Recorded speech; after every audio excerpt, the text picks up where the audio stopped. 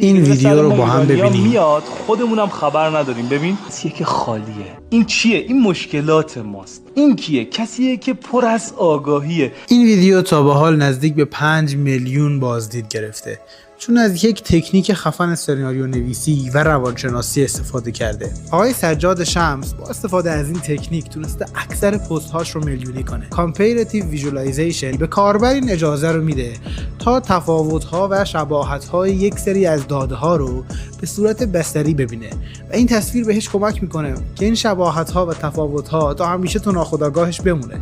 شما هم برای هر دسته از خدمات و کسب و کاری که دارید میتونید از این تکنیک استفاده کنید. اینجا یک مثال دیگه ای از استفاده از این تکنیک رو داریم که این ویدیو هم اتفاقاً 5 میلیون بازدید گرفته و اگه از این دسته ویدیوها دوست داشتی میتونی پیج منو دنبال کنی.